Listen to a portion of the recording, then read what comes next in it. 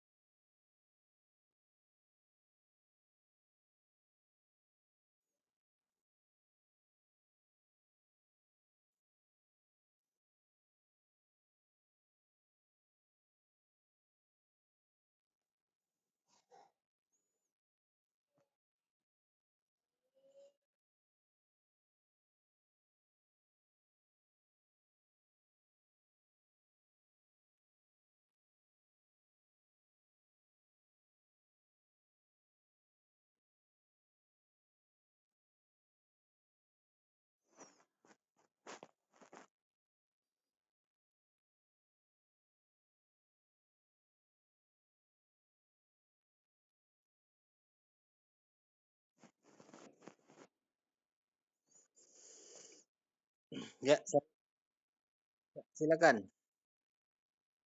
Ya, gantian ya, satu-satu dulu tadi cowok dulu,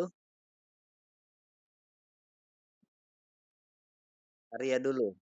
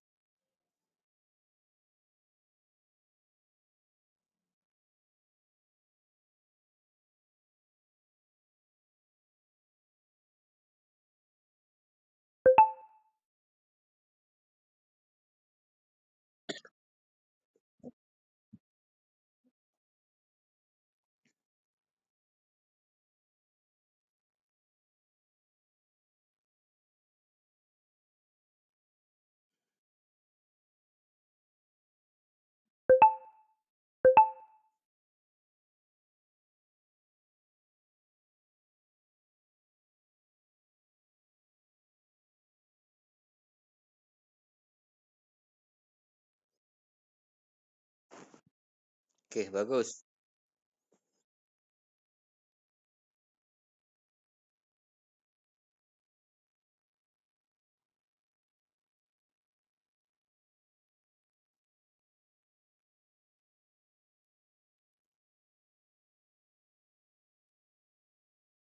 Ya, lanjut, silakan.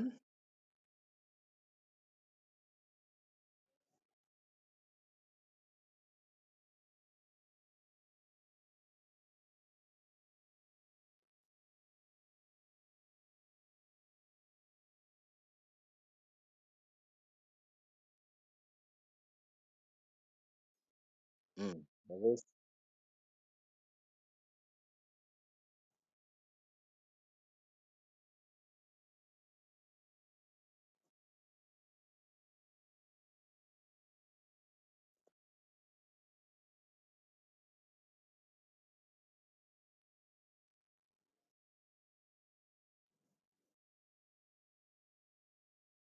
Ini pertanyaan lanjutkan nih, masih banyak yang mau bertanya nanti nih, jangan 3 pertanyaan ini ya. Ini session pertama ya. Ya, silakan dijawab.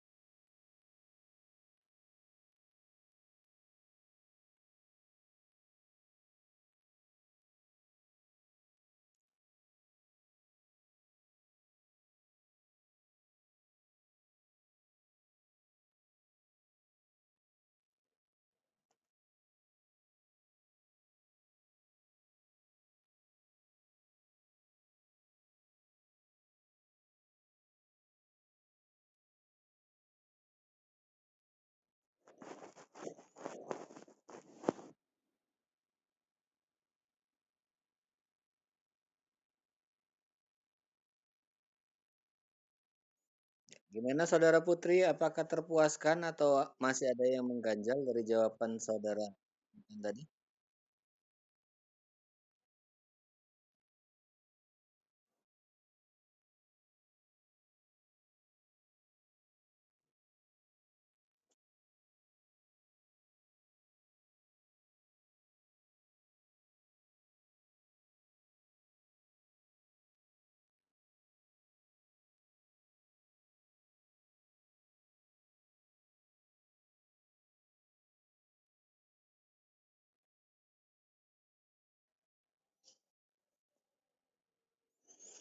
Ya, gimana Saudara Arya?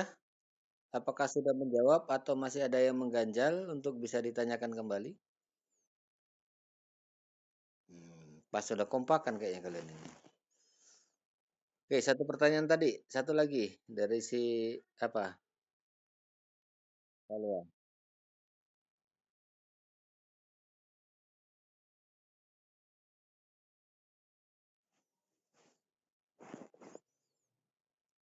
Ya, silakan Bayazid.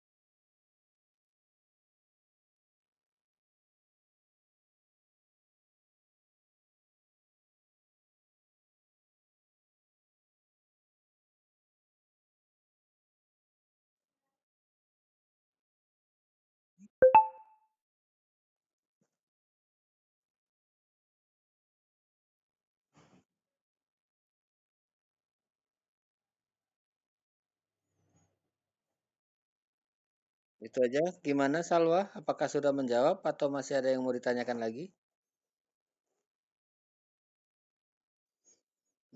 Gampang puas sebenarnya. Oke, lanjut. Ada yang mau bertanya lagi? Silakan.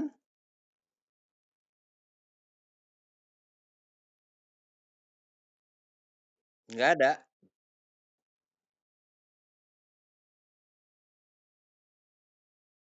Ya, silakan sebutkan nama. Silakan. Gantian ya. Silakan tadi yang pertama dulu tadi. Mbak.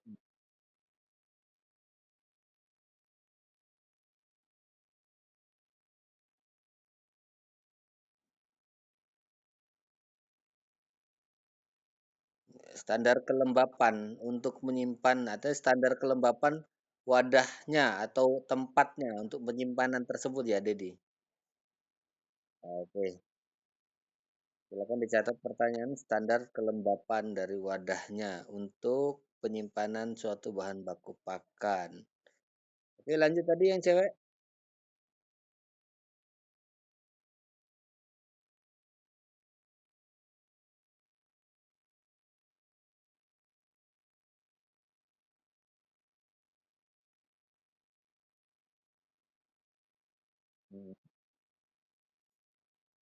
Hmm, Apa yang menjadi ancaman signifikan pada gudang bahan pakan ya?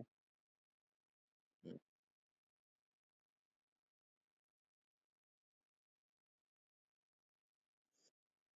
Ya, sebutkan dua langkah praktis yang terstruktur untuk penanganan hama yang halau di dalam gudang. Oke, ada lagi satu lagi terakhir ini. Kita buka dua session aja.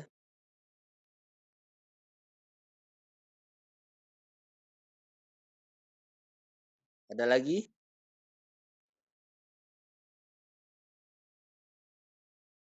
Ya, kalau nggak ada silakan dijawab Intan dan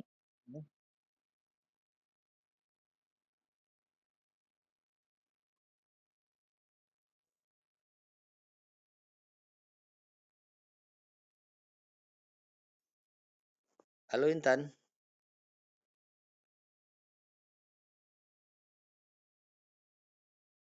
kirain putus.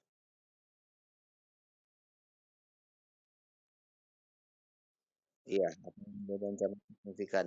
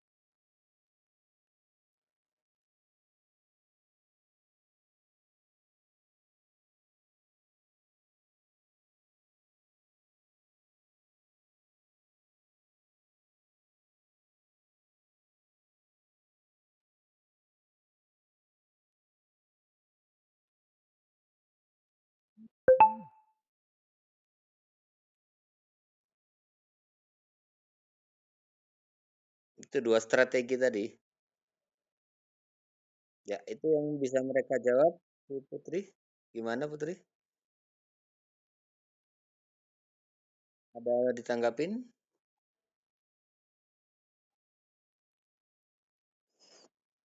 Pas. Oke, satu lagi jawab pertanyaan dari saudara Dedi Ambari.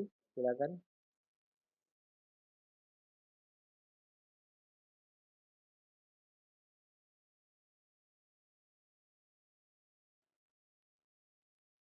Standar kelembapan untuk tempat penyimpanan bahan pakan seperti konsentrat juga. Apakah ada standarisasi kelembapan tempat untuk penyimpanan bahan pakan?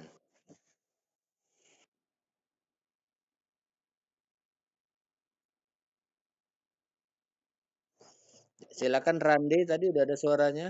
Bayu, Bayazid, Naufal Arkan. Ini Intan sendiri kayaknya.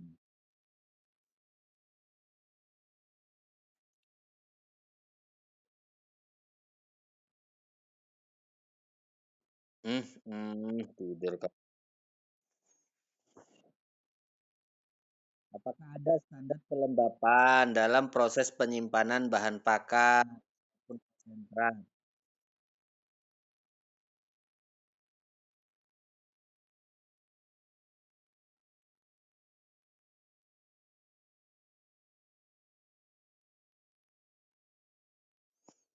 Iya, apakah ada standar kelembapannya berapa gitu?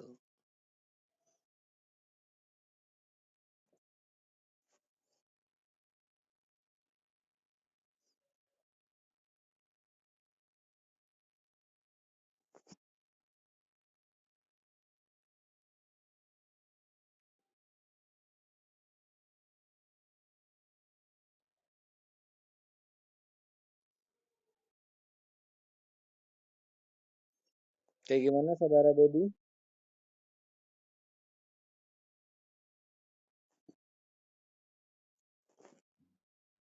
Menerangkannya kurang jelas. Coba kamu terangkan lagi.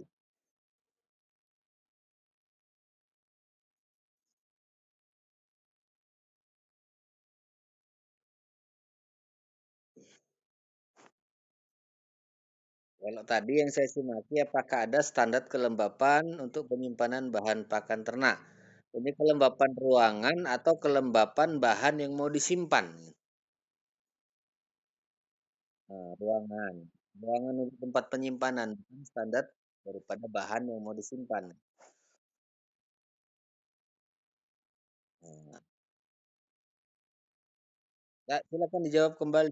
Tadi kurang menyimak mungkin Dedi Ambari, Noval. Iya, dia belum jelas dari keterangan kamu.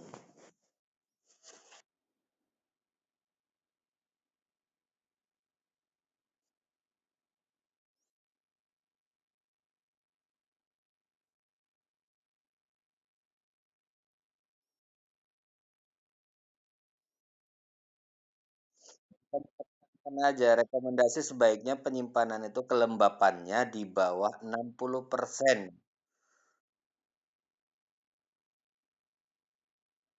Yang akan lebih tinggi mengakibatkan kandungan air dari bahan akan naik. Gitu.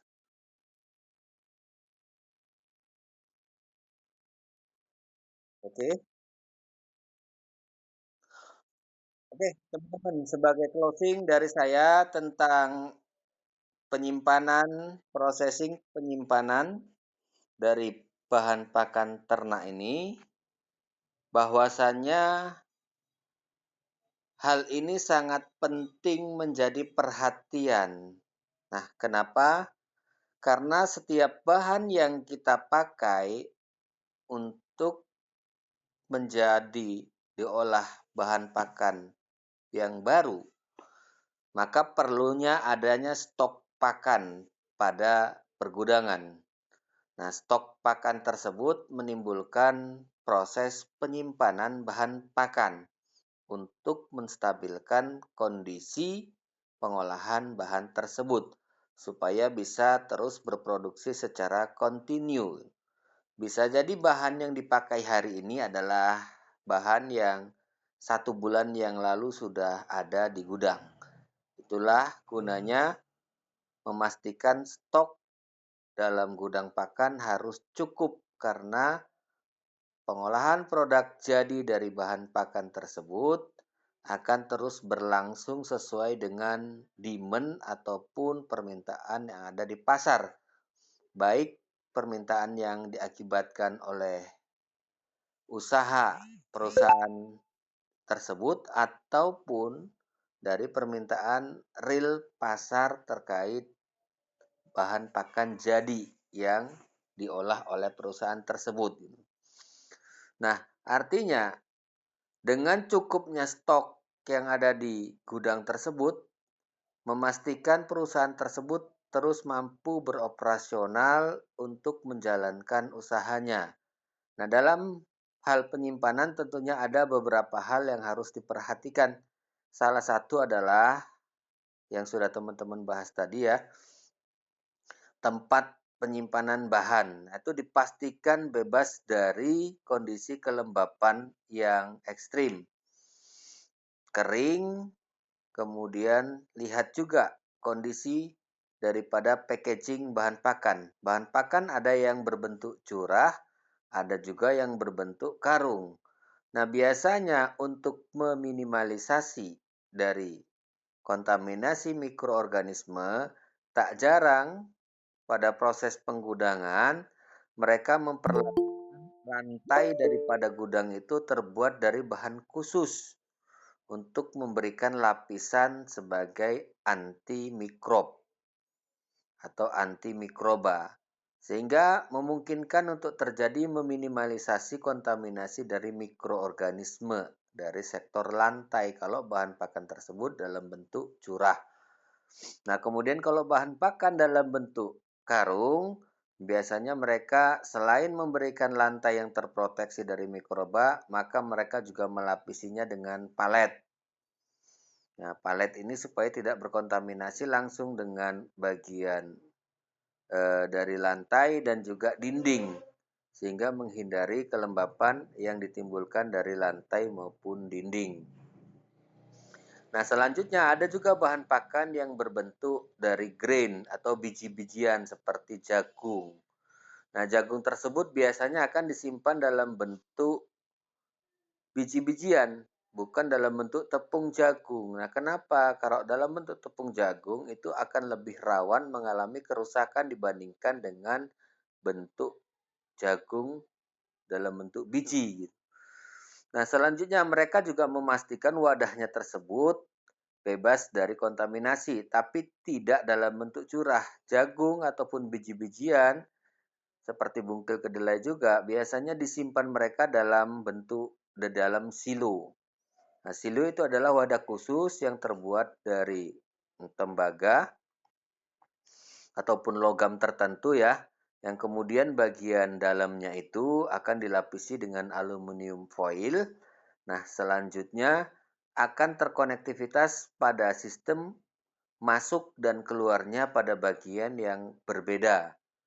Nah, kemudian sebelum digunakan, silo tersebut juga selalu dilakukan desinfektan dengan menggunakan asam organik seperti asam propionat untuk mengusahakan kondisinya supaya asam.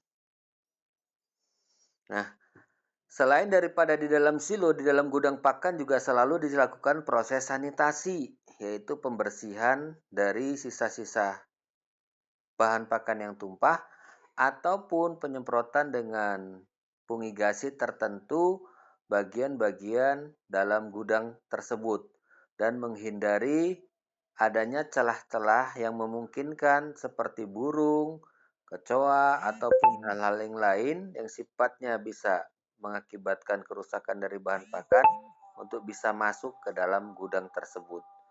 Nah, itu sebagai closing bagi teman-teman bahwasanya di perusahaan besar itu sangat complicated ya. Semuanya harus dipastikan supaya bisa terjalin secara sinergis gitu. Jangan sampai ada problematika karena perusahaan tersebut terus akan berlangsung. Tak mungkin hari ini merekrut, besok dipecat. Hariannya juga sudah jelas bahwasanya dia mengangkat karyawan sebagai buruh tenaga kerjanya, bukan harian lepas yang tidak ada kepastian. Hari ini masuk, besok tidak. Nah, itu sebagai closing, ada memang hal-hal tertentu yang harus dilakukan dalam processing penyimpanan bahan baku pakan ini. Jadi ini bukan suatu hal yang sepele ya kalau sudah di perusahaan company yang cukup besar seperti Pokpan, Japa maupun Mabar. Nah, pada dasarnya, slide teman-teman ini kalau diterangkan dengan detail itu sudah cukup bagus. Tapi sayangnya tadi cara menerangkannya hanya kesannya membaca. Tapi sudah cukup lumayan teman-teman sudah semester 3, sudah bisa memulai untuk belajar mempresentasikan sesuatu. Nah, ini mudah-mudahan ke depan akan lebih baik lagi, apalagi nanti ketika tatap muka ya. Tapi sepertinya di minggu depan juga kita akan tetap tatap maya sesuai dengan yang ada di portal. Oke, saya pikir itu sebagai closing dari saya. Nah, silakan teman-teman kita tutup pertemuan sampai di sini. Assalamualaikum warahmatullahi wabarakatuh.